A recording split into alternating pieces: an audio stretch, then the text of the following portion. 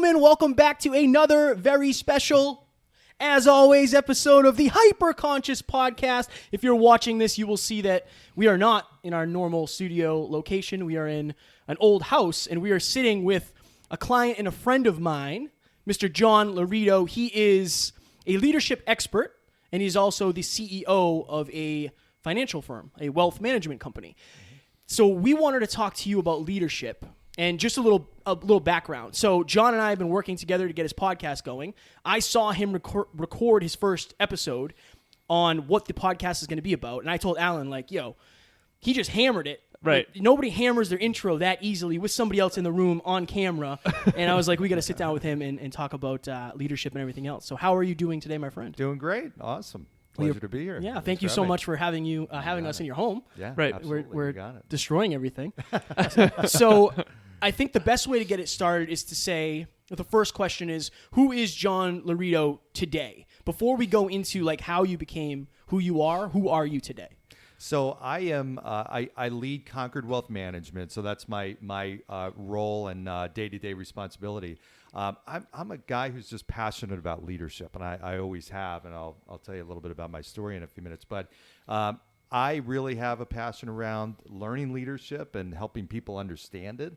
I think some people think that leadership is one of these things you either know how to do or you're born with it or born a great leader or not. And it's not the case. You can learn it. So that's my mission, is to teach people how to be great leaders, better leaders. Yeah. I love it. Yeah. So I feel like you probably don't fall into the financial like firm by accident. You don't fall into wealth management by accident. Yeah. Was that growing up for you? What did you want to do? Like, did you have dreams and aspirations of ending up where you are? Was there something along the way? Was it your childhood that said, like, you know, maybe we didn't have a lot of money, I'm going to make sure that I manage other people's? Like, what happened to you for you to like take those steps to where you are today? It's funny. Great question. So I had, I knew what I wanted to do. I didn't actually know what it was that I was looking for. But I definitely didn't want to be in any kind of job where I was sitting behind a desk all day or on a computer. I wanted to be around people. I wanted to be in some kind of role where I really had a big impact and felt good at the end of the day or at the end of the week that I was actually making a difference. Right. And I wanted control. I wanted control over my future. I've always been a type of guy who just busts his ass, and I love the thought of what you put in is what you get out. And I really wanted something that gave me control and flexibility over my time. You know, when I was growing up, I used to play baseball. My dad would come to every one of my baseball games, which was awesome. But the games were like 3:00 in the afternoon. So it didn't hit me as to how unusual that is until I started thinking about and looking for a career. I'm like, well, most careers don't offer you that ability to do that. So I was talking to a friend of mine in college. We were getting ready to graduate. He's like, hey, what are you going to do? I'm like, I don't know, but here's what I'm looking for. And I told him all those things. He said, you got to talk to my brother. My brother is a financial advisor, and he's actually in management. And that's what you're telling me is exactly what he has. So one thing led to another. I got an interview with him, and that's how I found financial planning. You know, growing up, you know, we had a fantastic, loving household, and my parents and you know, my sister, and at the same point, you know, I know the difference that financial planning can make for people for their future, and I wanted to be in a position where, hey, I help people do things that they wouldn't be able to do without my help. So I know we would have probably benefited years and years ago from financial planning, like everybody who's never done it really would. And so that's how I got into it. I love it. So I'm going to get right into the questions that I've been thinking a lot about leadership. I'm obsessed with leadership as well. I listen to one specific speech on leadership almost every day. I'd say every day, but I want to be authentic. It's pretty much every day. Yeah. And there's a lot of mistruths around what leadership is, especially when it comes to having a position of leadership versus actual influence. What do you think are the biggest mistruths around leadership?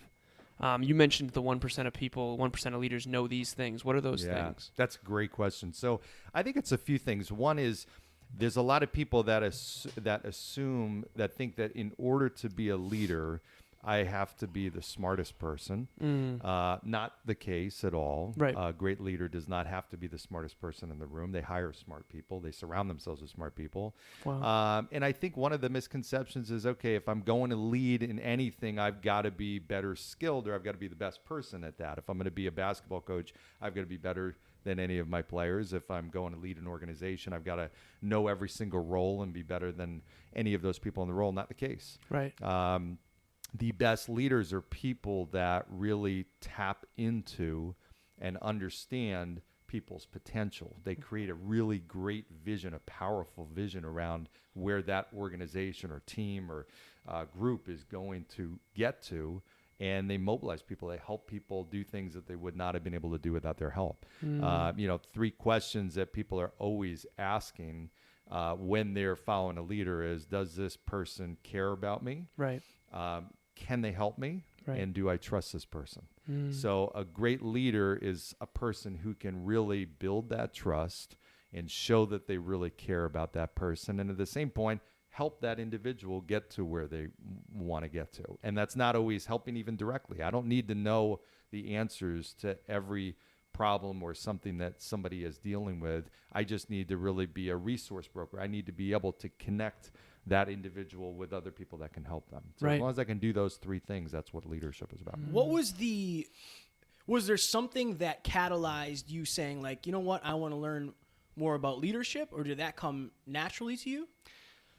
You know, I've always been fascinated by it. I think even in sports, my coaches, I had certain baseball coaches that had a profound impact on me.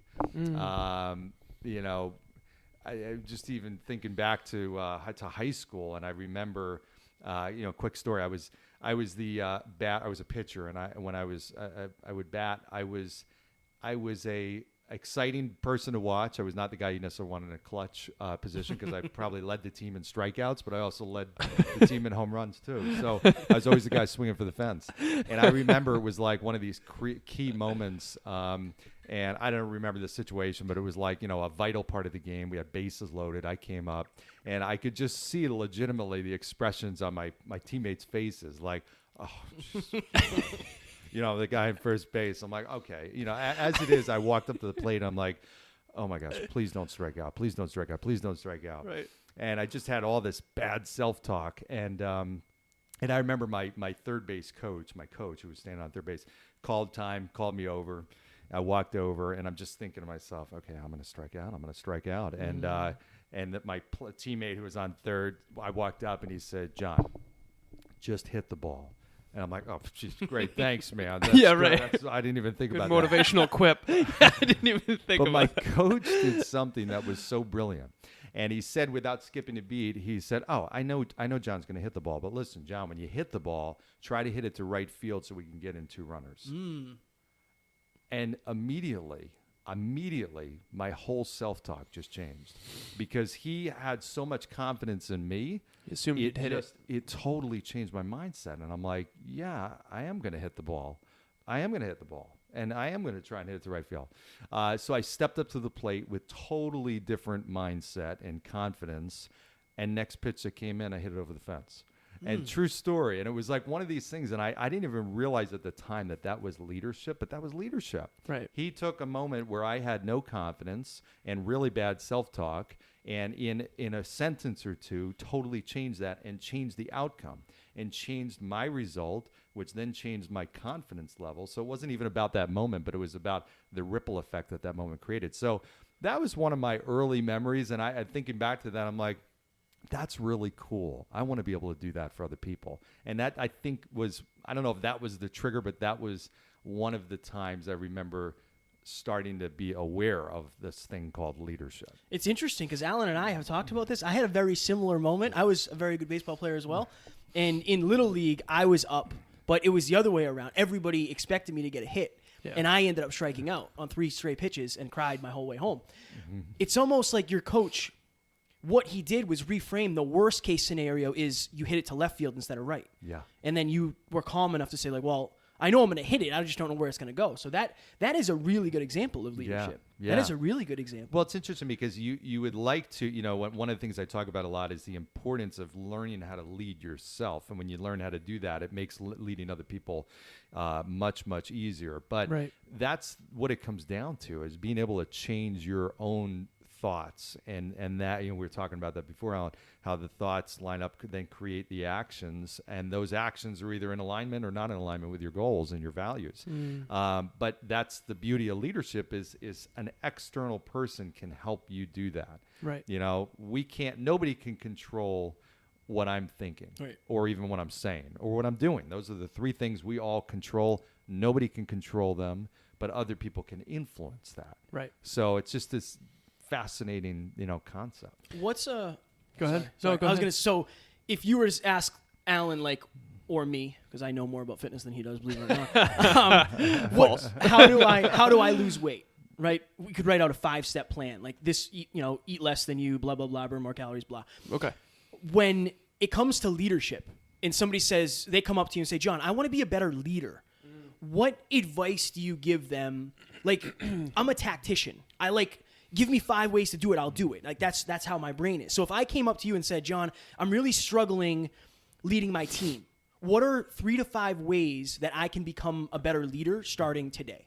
Great question. So, there's a number of different ways you can become a great leader, and you have to really embrace everything. If you really truly want to become a great leader, there's tons of resources and ways to do it. One is learning from reading. I mean, I devour books. I've read just about every leadership book I can get my hands on. John Maxwell, big fan of John Maxwell. Huge fan. I mean, he was the guy that I grew up in leadership with. I mean, just studying and reading everything. Yeah, unreal. I'm working on writing a book right now because I think that's another way you can learn, is by teaching. But the other way is, you learn a lot and can learn a lot from your own experiences, just like I shared with the coach. So when you are being led, taking a moment to be self-aware, you learn as much also from bad leadership as you do good leadership. We've all been in situations where we had a bad coach or a bad teacher or a bad leader, and it affected us, and we can see what went wrong, with your own experiences, but also with others. I'm always talking to people. I'm always asking questions. I'm just, again, fascinated by different situations. So even people, people outside my organization that are in totally different industries, or athletes or whatnot. Hey, tell me about what's the culture in your organization? Tell me about the leader. What's going well? What's not going well? What's the leader doing well? What are they not? What would you tell them to do differently? I mean, you can actually learn so much. So if you're living your life in this little petri dish that is just your own experiences, you're missing the boat. You've got to learn from other people, and that's one of the reasons I'm doing the podcast, starting the Tomorrow's Leader podcast, because that opens up the door. I would read books, and they were awesome, and John Maxwell's unbelievable, but I'd always be left with questions. I'd be like, well, what about this situation? Or how about this scenario? Or what if this happens? What do you do? And you can't get that from a book. But if I can interview great leaders, and talk to other leaders that have been through those situations, that's how you can learn. And most successful people, as you guys know, because you guys bring guests on podcasts all the time, most successful people want to give back, right? They want to share. They're never going to be like, nah, I don't want to go. They actually want to. Oh, yeah. But most people, that's why they're leaders. Don't ask them. Yeah, exactly. They're so excited about it. Yeah. Totally. Yeah. And great leaders have always learned from other people. They don't just learn from their own experiences. Right. So I think it's a combination of all those. Yeah. So one of the questions I wanted to ask you, because this is something that I don't know if I want to say I struggle with, but I think I struggle to communicate to others the value of. So you have the past, the present, and the future. And I think that leaders tend to be future-oriented. I know that I do. A lot of my time is spent in the vision of what I know could be. And I believe so deeply in people and in myself. And so my question is, how do you balance future orientation with present orientation? And how do you get someone else to see a potential in them that you see in them? Mm-hmm. And I think this is all, again, predicated on, if you don't believe in yourself, what are the chances you're going to believe in other people? So you got to start there and lead yourself. But let's say you are in a place where you believe so deeply in possibility and in potential. Mm-hmm. How do you communicate to someone who clearly doesn't see what you see, what's possible for them? That's a great question as well. I think a lot of it comes down to, you have to be really grounded in reality. Right. So on the onset of major breakthroughs is brutal honesty. Literally. We were talking about this before too. Yeah. Right. Kevin, you were really honest With you, me. Yeah, Yep. you have to. Really You great have speech. to. That's how you get great. And so many people have this totally misconstrued notion of what their current reality looks like. So you have to be based in reality. I deal with it all the time as a financial advisor. If you ask a client, hey, how much are you spending a month? They will always underestimate it. They Right. don't have a grasp of their reality, but then when they track their expenses, they realize, wow, I spent a lot of. I didn't realize I spent that much going out to eat. Right. It's like fitness too. Oh, same Hey, deal. let's talk about your diet. Right. I always have a better diet than that I think than I in reality I did. And then I look at the scale and I'm like, wow, I like gained 3 pounds this week. And then you start thinking back, you're like, well, yeah, I did have pizza on Friday night. I did have 3 Big Macs on Wednesday. Right. And, all this stuff. And then you're like, okay, so, but that's the first thing. You have to help people really become honest with themselves and be honest with the present situation. As to getting to their potential, I think a lot. Sometimes people are really good. They have their potential or thoughts of themselves is very big, and that sometimes can be a hindrance because they have too much confidence, or they Right. Think that they don't need the help that they might need, and their ego kind of gets in the way. Right. But you've got most people that don't realize how much they can do. Right. Exactly. And with that individual, I think it's tying back and making them aware of the things that they don't see. Right. So it's as much as giving them really direct critical feedback, it's letting them understand, hey, here's what you did, and here's why I think you have potential. Because when you were in front of that audience speaking, I don't know if you saw it, but the level of engagement Right. from that group in the back, not only the group in the front, but the back, you had them glued in. And if we get you on a bigger stage, you're going to be able to do this. You're going to be able to. So Right. I think things Planted like that seed of an even bigger. Yeah, But exactly. cut based on truth of present. Right, Wow. right. And there's all Interesting. kinds of different scenarios where, tying in even other, I talk to advisors all the time about their own out of work lives. For example, I was playing squash with an advisor, and the way that he approached squash was awesome. He was so competitive. He was so disciplined. He was tough, and he beat me all the time. He would dive. I mean, nobody dives on a squash court, but his work persona was totally different. And I'm like, buddy, if you had what you have on the squash court, Right. you have that in you. I see it, and Right. it's so awesome that I actually got to see this side of you. Right. Bring that into the workplace, because if you apply that mentality to what you do here every day, you're going to go through the roof, man. Why do you think he doesn't? That's fire. And I see that all the time. Like Yeah. Eddie on stage, it's a different human. Yeah. And it's like, oh my God, like that's awesome. Yeah. Why do you think that happens on the squash field but not in the workplace? Because I think people don't, two things. I think they need to be somebody different.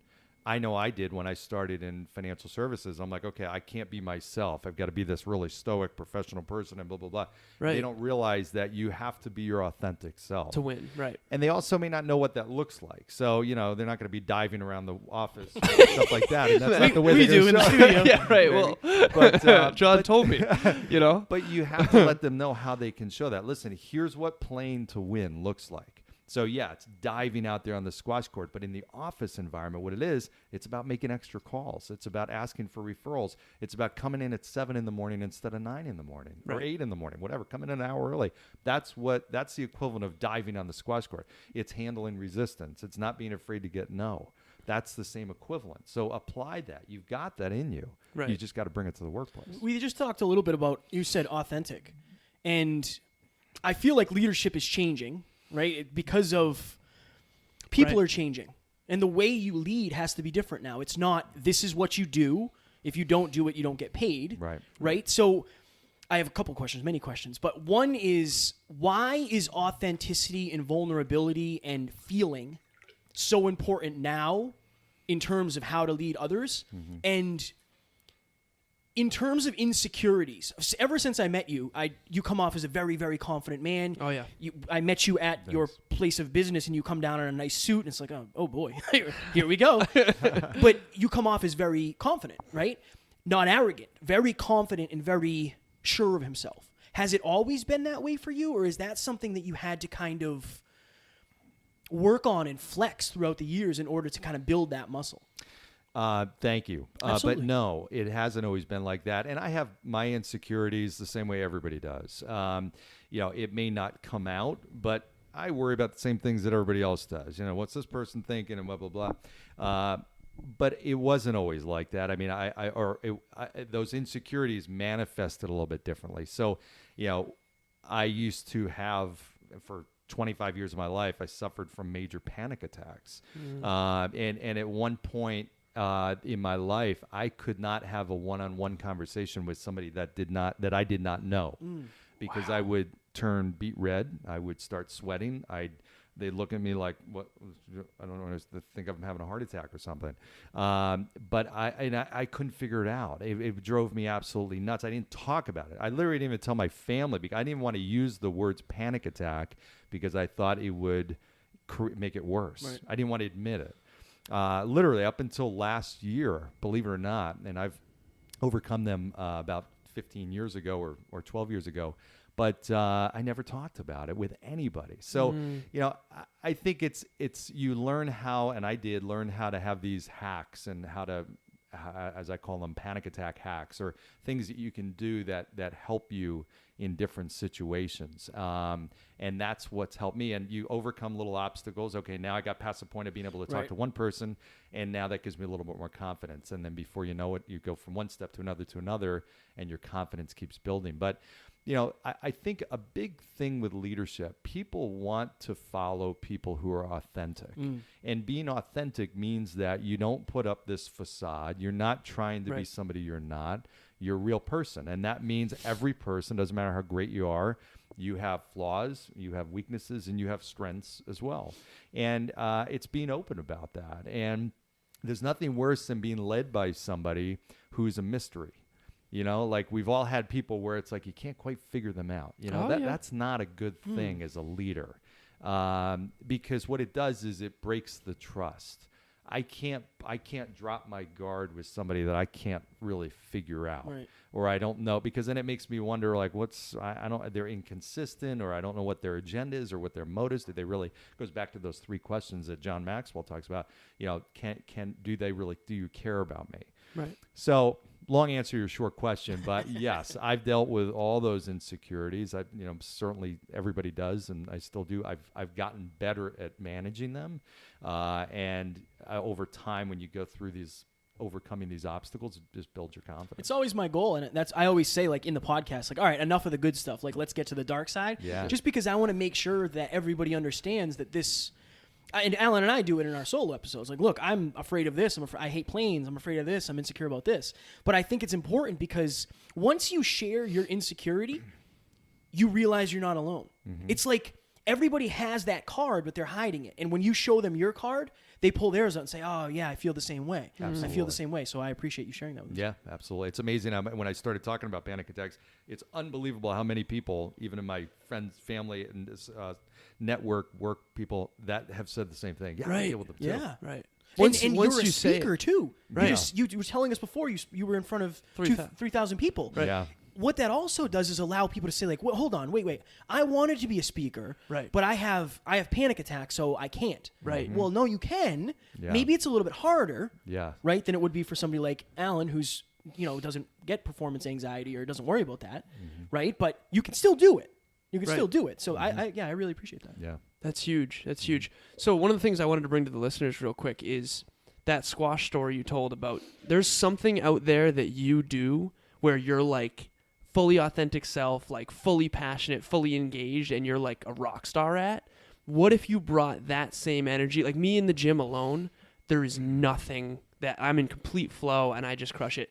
So whatever that thing is for you, what if you brought that same level of tenacity, work ethic, discipline, sweat equity into another arena? What would you be capable of? And most likely, whatever that thing is, everything we are good at, we learned to get good at over time. Like no one was phenomenal at something on their first podcast episode. So whatever that thing is, just bring that version of yourself, that alter ego, to a new passion and see what happens. That's just something I wanted to bring. Yeah. But now I have a question for you. So I think we all have a kryptonite. And it's become more clear now that I'm like almost 300 coaching calls in. One-on-one coaching has really changed my life more than I tell my clients, like especially my female clients. I've learned more from you guys than you have from me for sure. And I feel like we all have a kryptonite. One of my clients' kryptonites is not being able to express her truth to people she doesn't know yet. And you just described that as something you've struggled with in the past, and now you can speak in front of 3,000 people. Right. My kryptonite is definitely the ego, the thinking I'm better than I am type of thing, which we talked about not being rooted in reality. His is self-doubt. So what is your kryptonite? Is it what I just said, and how did you overcome it over time? I would say a couple of things. I think part of it is self-doubt. I think everybody has it. It is hard to push yourself outside your comfort zone. I'll be very honest with you. Doing a podcast, Kevin, you and I talked about this. This is a big fear factor with me because it's something I've never done. You've got all these kinds of thoughts of like, okay, well, how are people going to respond? Are people going to like it? Is it going to come across the right way and this and that? And it's a whole new endeavor. And, I'm the type of person, I don't like to go down a road. I don't want to go halfway. I want to go. And if I'm going to do it. So for me, it's just overcoming that and forcing myself to go outside the comfort zone. Right. But I think that just the self-doubt always, is always going to creep in. As much as about the unknown, as much as you have confidence, and you just have to really block it out. I think that's what, I just push myself, and just you realize you can also start to separate out what is a real obstacle or just an excuse that you're putting in your mind. Right. How do you do that personally? Because I feel like we all struggle with that. Yeah, for sure. so I know I do. I think you have to just circle back and think about it and say, okay, what is preventing me? And again, with the podcast, what is preventing me from doing this? What is slowing me down? Well, okay, I've got to do this or I've got to do that, or I'm not sure if this is going to work. And I remember going through the exercise and saying, you know what, that's just me putting up that's an excuse. That's not really an issue. That's the BS right This there. is a BS factor. So let me just push it aside. That's just me being afraid and not willing to step outside the comfort zone. I think you just need to take that exercise to even list it down on paper. What are the things that are popping in my head that's preventing me from doing this? If I want to take on a new endeavor, a new sport, I want to present at a conference, if I want to do whatever, and I haven't taken the steps to do it. That's the key thing. If I haven't taken action toward that, there's fear then there's somewhere. some reason that's blocking that, right? So I have to figure out what is going on in my head, because it's all coming up here, coming from here. What is preventing me from taking those steps? If I say, how many people at the beginning of the year say they want to get into shape, and you go to the gym and you'll see the parking lot is packed. Right. For that first couple of weeks, and then it slows down, and then people give up on their goals. What are the reasons? What is getting in the way, and what are they saying to themselves that prevents them from putting their gym shoes on, their clothes, hopping in the car, and going to the gym? Because there's something that's happening that's happening. So I think you just have to learn how to become self-aware. That's something you can learn how to do. Hyperconsciousness, some would say. Right. One thing I enjoyed about you is you're very good at being the student. And how do you stay so, how do you practice humility? Because again, when you're at work, you're the guy, you are the leader, right? You're the guy. How do you turn that on and off? When you met with me, you're like, just so you know, I don't know anything about this. Yeah. And you have he brings out his notebook with all his questions. It's like, hell yeah. Hell yes. Right. I'm all about that. Yeah. How do you practice that humility of saying and admitting, I don't know anything about this? Yeah. I think part of it is learned lessons. And part of it is you are never as good as people tell you are. And you're never as bad as people tell you you are. You have to keep that in mind. Don't read the press. Don't fall into it. I've been to conferences where, I feel like I'm the guy, the main guy in the room, and people are coming up. Wow, hey, whatever. Right. And that feels good. I've been at conferences where I feel like a big pile of poop, and I'm not the guy. I'm not nobody's. I mean, in truth, I've been on sports teams where I've been the best player, and I've been on sports teams where I've been the worst player. Right. There's humility in that. There's learning on both sides of that. So I think you have to realize that. And I think I've learned lessons. I've seen where different leaders have faltered. I remember a leader that I had worked with years ago, and this leader was having a problem was succeeding in a lot of areas of the business. One area of the business he was really struggling in, and there was another leader who was really excelling in that one area. And I remember that leader was really hesitant and resistant to talking to the other leader because overall he was ranked higher than she was. And I realized what a flaw that was because, okay, if you're not willing, this person, granted, you've got everything else going, but this person is better than you and has figured it out in this one area. Right. Why would you not learn from that? Why would you not? So ego gets in our way. Ego is the biggest enemy and roadblock that people face to achieving their potential. They think they're too good. And they're not willing to open themselves up. They're not willing to be vulnerable. They're not willing to say, hey, I have no idea what I'm doing here. You got to teach me. That's what great people do. They ask questions. They ask for help. And that's what you got to do. My goodness. We talk about how ego is the enemy. Your ego is either telling you you're better than you are or that you're worse than you are. Mm-hmm. And when you take action, that perception it meets reality and you get the truth. Kevin and I talk a lot about driving to 5. He tends to think he's worse. Like, I bet you before that meeting with him about podcasting, you're almost 300 episodes in. You're the expert in that room, but I bet you still had the self-doubt of like, do I know enough to be here? I think I always do. Like, I used to tell Alan, I was really good at baseball. I thought I was getting lucky all the time. Mm-hmm. Because I never consciously set, when we started the podcast, I never set out, I didn't want to be a speaker. I didn't know I was going to be a coach. I never set like, I'm going to make it to episode 1000. I never did that. So I think building confidence is saying you'll do something and then doing it. Mm-hmm. Right. Like you said, you built confidence by hitting that home run. Why? Because you said, I'm going to get a hit. It went from I'm going to strike out to imagine if you did hit the home run when you thought you were going to strike out. Yep. You would have felt probably like you got lucky. Right. Versus when you decided in advance to do it. Can you explain to him what the Drive to 5 is? Just Right. so he knows. So the Drive to 5, and for any new listeners out there as well, the Drive to 5 is picture 0 to 10 and 5 is the middle. The 0 end is people who really don't believe in their own potential enough, in my opinion, and they haven't chosen in advance what they want and then prove to themselves they can get it. So they haven't built a lot of confidence. So they're in the 0. That's Kevin. He just thought he was lucky. Take it easy. Sorry. Kevin before the podcast. Before he just thought he got lucky, right, at baseball. Even though you were an all-star. Yeah. All-star baseball player, one of the best in our whole high school, still just thought you got lucky. Right. What? Okay. Whereas other people on my end, the delusional end, this is what we call delusion, folks, is people who believe in themselves so much that even when they're not taking action, they still think they're great. These are the people that think they know. Yeah. So they don't seek help. Yeah. That's what you just described with the leader who didn't go find that other leader who's clearly better in that arena. Exactly. And I deal with self-delusional people all the time. It's the worst. And that's why I make sure I don't be that person. But what Drive to 5 is when you take massive action, perception becomes reality. The people who were delusional realize they're not that great. Right. Mm-hmm. When I went and saw Brendan Burchard speak for the first time, I came back humbled. Oh, wow. He's next level. Right. I have work to do. Coincidence, a year later, after putting in all the work, now I'm like, oh, wow, I'm ready. Yeah. So it's a whole thing.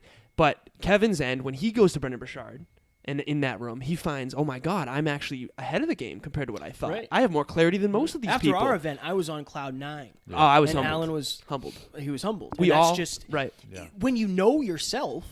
So like, where would you say? I mean, that's obviously a brief description, Right. right? But obviously, so 0 is lacking confidence, 10 is arrogant, Yeah. 5 is you don't know, so you're there with that. You're not afraid to ask for help. You're But you know you can do it you can do it eventually. and Yes. you take action regardless. Yeah. Even if you know it's not going to be ideal, you take action because you know there is a lesson and feedback. Yeah. So from that basic understanding, where Yeah. do you think you fall on the Drive to 5? Well, I hope I'm at a 5, meaning that I'm at the point where I would say I'm so. Not, I'm not I'm not overconfident or arrogant, and not and still have a good amount of confidence. I think a few things. It comes down to you've got to focus, number one, on the progress versus perfection. I think that's one thing that people miss. So, you guys look at your first podcast versus your recent ones. Brutal. And there's a difference. You've made progress, every single one. Right. Yeah. Your audience is building. You guys are better and better. Your content, everything. And that's what it's all about. So I think some people, when they focus, they focus too much on the gap between their current state and where they're trying to get to, which might be, hey, I want to be known. I want to be world famous. I want to be the number one speaker in the world. I want to be, and that's great to have those goals and aspirations. But that can, if you live in that reality, current state versus the ideal state, and spend all your mental energy in that time, wow, can that be demoralizing? Oh, yeah. And it can really set you back. So you have to go back and look at where that progress is. And realize, listen, all the greats, the people that were at the top, they were in my shoes. They were at a starting point, right? No. And they figured out, they started doing things. The other thing you have to be comfortable with is massive action is going to create success, and it's going to create failure. So you just have to know that in the best case scenario, if you are stuck or you're not doing anything or you're just not going anywhere, you're in a plateau, just take action, take massive action. Even if it's wrong, you're Right. still getting closer because you're Feedback. making some progress. You're getting feedback. And that's where people, they when they start to experience roadblocks or things, they get clogged up mentally and physically, and they sit and they start to try and think about what's happening, or maybe this, and they overthink. And before you know it, it's paralysis by analysis, versus the true champions are the people that they keep pushing, and then they figure it out. What has been your biggest quote unquote failure that has taught you the biggest lesson? So on the way here, we drove by the Stowe, the Massachusetts Firefighting Academy, whatever it is, MFA. I was a firefighter. I tried to be one. And I didn't ask enough questions in that very building. Mm-hmm. And when I first got to a fire, my first live fire, I had no idea what to do.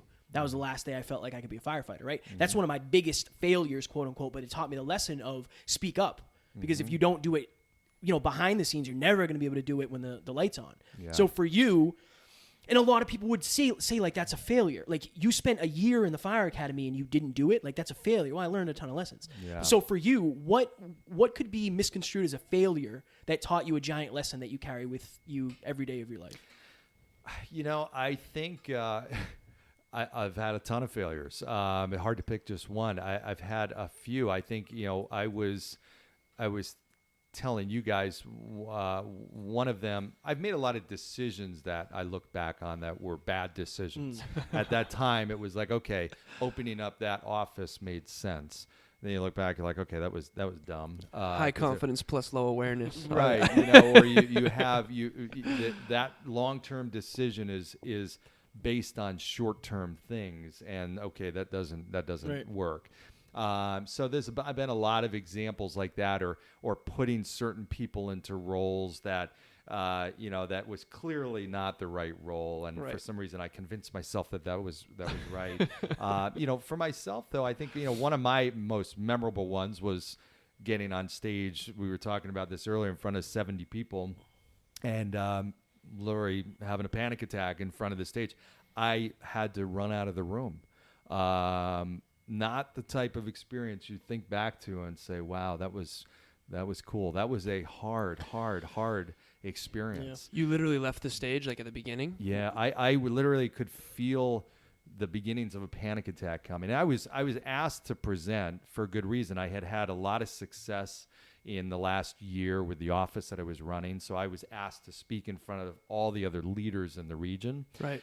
So I was being asked to speak for a good reason, and it should have been something I enjoyed. But I felt this panic attack start to come on. And sure enough, I got to the top, to the stage. I could feel my heart beating. I was sweating. I was red. I got in front of this group and looked out to the audience, and I couldn't even breathe, let alone speak. And all I could think to do was, and people are looking at me out of concern now, all I could think to do was turn around. There was a whiteboard behind me, and I just started writing on the whiteboard. To this day, I have no idea what I was writing. For like 20 seconds, just trying to buy time and calm myself down. And it didn't work. I turned around, still facing everybody, unable to speak for about 10 seconds, and I just ran out of the room, literally. I couldn't do it. And it was unbelievable. Like I went to the bathroom. I didn't think I had anything to do or go any place to go. They must have taken a break because they didn't know what to do. So the people that were watching me now came into the bathroom. I was in the stall pretending like I was throwing up because all I could think of was to tell everybody I had a stomach ache. But it was horrible. And again, I that to me was such a failure because I had overcome up to that point a lot of my other panic attacks. But I look back and that was a great thing. That was actually a turning point for me. I didn't know it at that time. Steve Jobs always says, or used to say, you can't connect the dots moving forward. You can always connect them looking back. This is one of those I can connect the dots because what that forced me to do, that I got angry at myself. I was like, okay, this is ridiculous. You stopped tolerating it from yourself, and you knew you had to fix the problem. I'm like, I don't care what I have to do. I'm going to fix this problem. Right. I don't care how many audiences I have to get in front of. I don't care how many more times this is going to happen. I'm going to keep doing it until I never deal with this problem again. Right. Why? Why did you have that response instead of speaking's not for me? Right. I partly because I had overcome a lot of other situations and panic attacks. And I either had a decision at that point, it was going to rule my life and ruin my life, or I was going to overcome it. And sometimes when you get your back up and your back is against the wall and you just don't give yourself any other choice to succeed, and you say, okay, I will go through whatever pain it takes. I will get in front of more audiences, and I will risk having a panic attack and have more of them if I need to.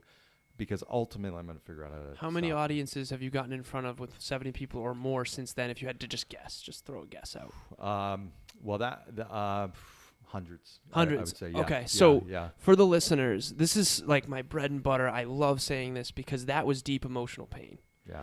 When we are in deep emotional pain, I believe this to be true. You can either escape it into a vice or develop a virtue. Mm-hmm. I believe the difference is belief in self. If you didn't believe in your own ability to change, you would have went to Netflix or went to marijuana or went to alcohol or went to any form of an escape, even if it was a relationship of neediness. Instead of, I think it was self-belief. Mm-hmm. So if you're out there right now, if you have self-belief, remember that. Don't choose the vice, choose the virtue. If you don't have self-belief, get around someone who believes in you. Mm-hmm. And count the victories. Right. The fact that you even that's the thing. The fact that you even got up on stage is a win. Right. We always say, when you're fear chasing, if you go, if I'm afraid, so for me, it was like approaching women, right? So before I had an amazing girlfriend, I love you. That was one of my things is like, all right, if I see a beautiful girl, I'm going to go introduce myself. Like, what's the worst that could happen? And for me, I had to say, it's not the result that matters. It's the action. The action of fear chasing matters more than the result. I've seen him get rejected a few times. Definitely. I've gotten rejected. It was awesome that you went and did it. I had a bad speech. Those things have happened, but I always try to say okay, how do I get better? So the first speech after that, what was that like? Right. Because I'm nervous thinking about it. It was a mess. I mean, I went, it was because it wasn't even just the next speech, but it was the next interaction. I thought I had regressed all the way back to the times of not being able. I'm like, wow, this just totally knocks me down on the ground. And but I remember getting the office together. We did a monthly meeting, and that was really nerve-wracking. It was less people, and it was the people that had worked for me at that time, so it was less intimidating. But I had it in my head. I'm like, okay, this is going to happen again. But what that allowed me to do was start to work on these little hacks, the things that would help me. Like one of the things that would really create the beginnings of a panic attack was a feeling like I couldn't escape. Like, okay, I'm on stage, I can't escape, or I put it in my head like I can't escape. So I started creating little, breaks in my presentation. I'd throw questions out to the audience, and that would give me a couple seconds to kind of regroup. And just the fact of knowing in my head that I could do that relaxed me. It was a little escape hatch, so to speak. Right. So I just started figuring these things out. And when you start, the great thing about it is when you start to figure out, and this is all self-leadership, how to lead yourself through these tiny or big obstacles, even if it's a little thing, it sets the stage for overcoming the next obstacle. Right. I talk to advisors all the time. I deal with some people that are in their early 20s. This might be their first career. And I say this, and they might be thinking about leaving the career. And they're thinking about leaving because they're not having success. Listen, nothing is fun when you're not good at it. Oh, yeah. Very few things are. So true. You like the things you're good at. You don't like the things you're not. Right. But if the end goal is exciting to you and you really believe in your ability to do it, don't let your current state prevent you from doing that. Right. And the decision to bail now at an early age when you're struggling and quit, it's less about this moment, but what it is going to do, it's going to wire you for and condition you for quitting every time you face an obstacle in your life. And the opposite happens when you start conditioning yourself that when you have a problem, you face it, and you will keep going and face that problem and go through immense pain if you have to, if it's important enough for you, and you know you will overcome it. That wires you the other way. Yeah. You will builds you belief. Will, absolutely, and your Right. confidence of being able to tackle obstacles goes up. That's the biggest thing. Confidence is a great thing when it applies to giving you the ability to tackle the unknown and tackle the discomfort, obstacles that you're going to face. I wanted to ask a question. So, do you have? I don't want to cut you off. Oh, you're good. Okay. Go ahead, man. I do, but Of course, yeah. yeah. That means it's a good interview Yeah, when we're we're fighting for always fighting questions. for That's it. good. Yeah. So I think we talk about leadership in any number of ways: a sports team, a business, whatever, right? Whatever. How does I'll say, does it and how does leadership carry over to an intimate relationship? Oh, wow. That's better than my question. I think This is what I do. I think it does. I think it comes down to an intimate relationship is not one person leading the other, but it's understanding the other person. It's understanding yourself. It's having humility, being vulnerable, being authentic, and it's really being self-aware. I think people sometimes lose grasp of the fact that they have to be the same way as a leader. You have to take time to understand people and know what's important, know what's not, or know what's important to them. You have to do that in a relationship too, right? So you have to take the time to make sure that it's not about you, and you're understanding each other's goals and talking and communicating a lot. And that, I think, is the basis for a great relationship. The same thing that you would ask a leader: can I trust you? Do you care about me? And can you help me? I think are the same questions you would ask in a relationship. Do I trust you? Of course, a ground zero, basic, foundation for the relationship. Right. Do you care about me? And then can you help me? I think a relationship is about those two people coming together and they each make each other better. Yeah. Right. They make each other better. Is that, in your opinion, dependent on? Because I know you said self-leadership. Yeah. Right. I truly believe a successful relationship is when two people have good self-leadership. That doesn't mean they lead businesses, right? That means they lead their emotions. They don't make quick decisions based on impulse. They lead their impulsion. So my girlfriend set the toaster on fire. She set the toast on fire inside of the toaster. And she was like blown away that I didn't freak out and get mad. And in my mind, it's like, well, this is like a safe place. Like, you made a mistake. Yeah. So when I say, like, I don't ever want it to, like, a relationship to be leadership, but I think you have to be so good at leading yourself that it's just like wherever I am, I want the people to know, like, they're safe there. Yeah. Like, when you're with me, even if we're under the umbrella of business, right? With our team, like, when we had a rejection contest, whoever got rejected the most got a $100 gift card to Target.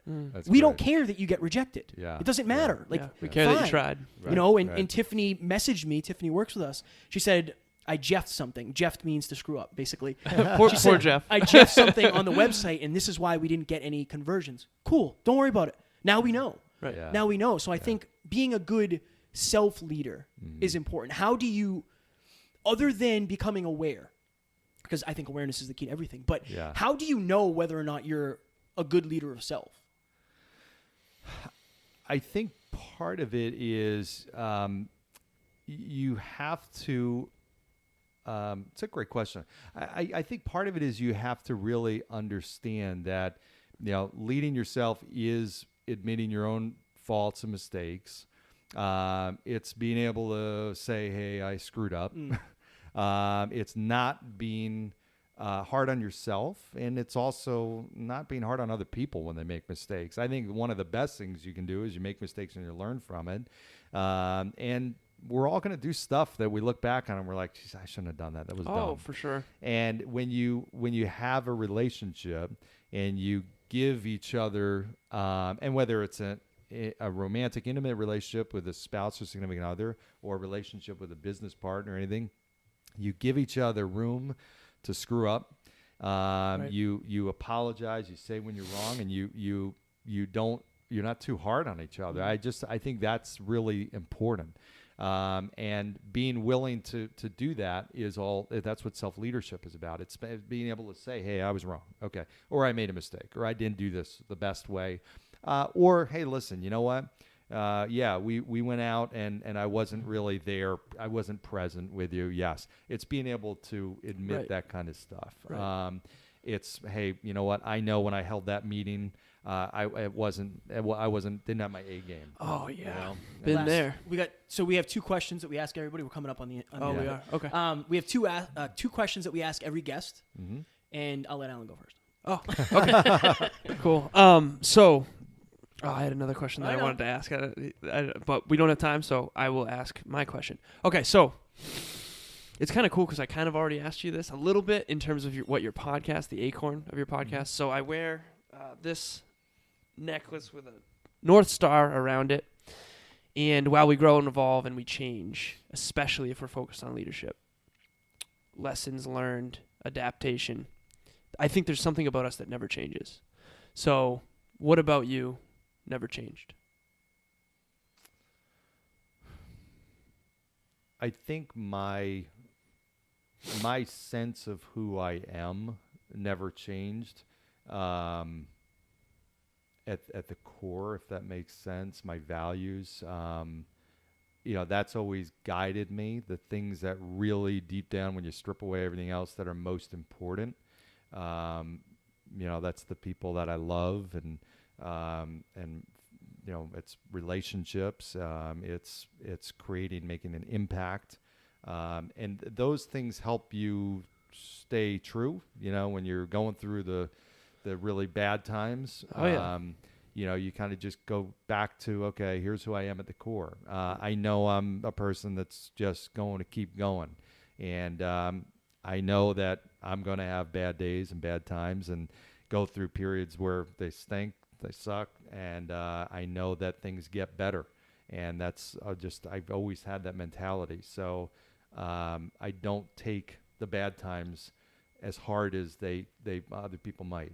And I try not to take the good times too, for granted, I guess, or I try not to get too wrapped up in all the, stoic stuff that comes with a good time. So I guess keeping grounded, I love it. For the listeners, real quick, what he was mentioning there about the tough times, you still saw that true north, because when it's dark, you can see the stars. Mm-hmm. And that's the thing, like, staying grounded to your core values, and you said impact. Mm-hmm. Like, I think if we have that, we're going to make it. Yeah. I think that's so powerful. Extra why. It's motivation comes and goes, but why power stays. That always stays, I'm going to switch my question. Ah. I'm actually going to add on to it because I had a thought here. So we have 90 to 150 years, if you're Alan, on this earth. 120. And we get to choose what we want to do with that time. What do you hope to accomplish before you die? And who will you have to become in order to accomplish that?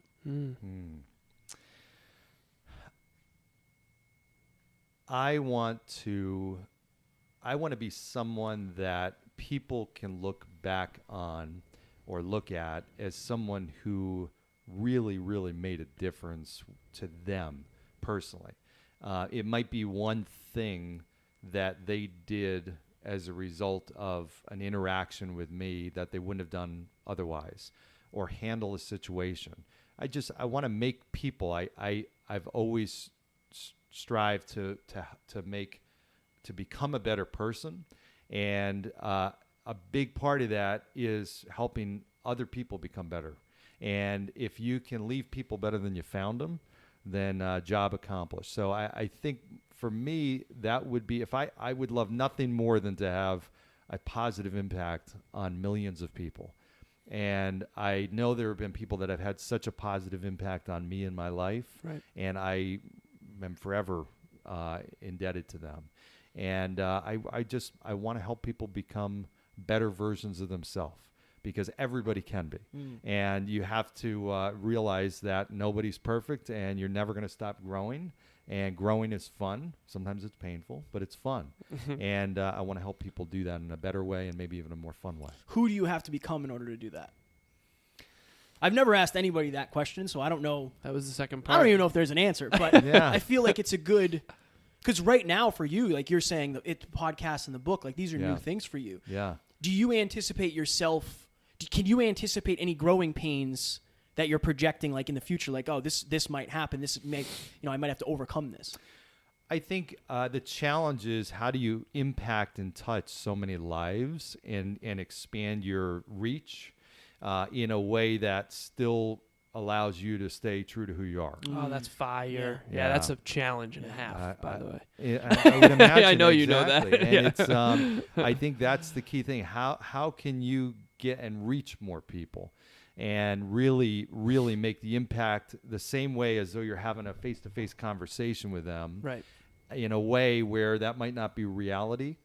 That's going to be the biggest challenge, I think, and that's I think tough that's a thing to figure great. out. That's a great one. It's something we all struggle with. That's a big challenge in the digital world. We talk about that all the time. We want the perception of us to be the same as the reality of us. I got Yeah. some. I Like got we some, want that is so hard to do nowadays because Right. the noise is sometimes I got some perception hacks shiny. for you though. Yeah, we're gonna. Okay, You're in the right good, room. good. Yeah, you got. I we got some some help hacks from for you that. guys. If that's your goal, he's your guy. Some Like positive that's, hacks. yeah. All right. That's So what I speaking of being the guy, Oh yeah. talk to us about your podcast, your book, what it's all about, and what people can expect from both of those different things. Absolutely. So Tomorrow's Leader, which is the book that I'm working on right now, as well as the podcast, is really, to the earlier conversation around how do you learn leadership. I devoured books, and I always was left with these questions that I wanted to ask somebody. So I want to make learning leadership fun. I want to make it entertaining. I want to make it really doable, and make it easy for people to tap into all these great leaders. So my vision and what this podcast is going to be all about is let's bring the best leaders to the table. Let me tap into some of the best minds that I can and help bring that to the audience. Help people get a really fun, easy way to learn leadership. And my goal, to what I'd said before, is I want to have them leave the podcast better than they came in. Okay, here's one thing I can use tomorrow, whether it's leading myself as self-development, whether it's in a relationship, whether it's at the workplace. This is something that actually is meaningful, and I learned it in a fun, memorable way. I'm a big storyteller. I love to tell stories, Yes. so I love to get that out of provide that in the podcast and bring that out in guests, just like you guys have done a great job asking me great questions. Appreciate gets that. me into telling stories. So Thank that's what it's all about. Fun thing for me, because it helps me learn. And gives me an opportunity to talk to great leaders and great people, and share that with the audience. I can't wait to see it grow and evolve. You're far ahead of where most people are when they start. Yeah. I'll let you know that. I noticed that from the first time I saw you speak. Same. But even being on here today, Yeah. this is, if you've never been a guest on a podcast, it's not easy. It is pretty difficult when people are hammering you with questions that you most likely, if we're doing our job, you've never been asked before. Right. So I commend you, and I think you did an amazing job. You Thank you. survived the hyperconscious gauntlet. did. I love it. You If- guys are awesome. Thank you, thank Appreciate you. it. We're words of affirmation guys Yeah, too. right. So thank you so Yeah. much. Let's take that 10-second clip and we'll put it on repeat with some background music. No, but 10-second blip for the listeners. If you were going to leave them with one 10-second thing to take home and use in their life, what would it be? leadership is learnable. I mean, start with yourself and learn to overcome these little types of things. That's all it is leadership. How do you take the little, everybody's dealing with some kind of issue, some kind of, something they're dealing with. Take one little step and work on that yourself, on how you can overcome that, and don't be afraid to ask for help. It's out there. Fire. When's the podcast dropping? I gotta looking at a couple weeks. I gotta lock you in. That's you, man. You're holding me accountable to that, right? I got to. Yep, Absolutely. You got it. All right. Ladies and gentlemen, that was the one and only John Laurito. We hope you enjoyed, and we will talk to you soon. Talk to you soon. Awesome. Thanks, guys.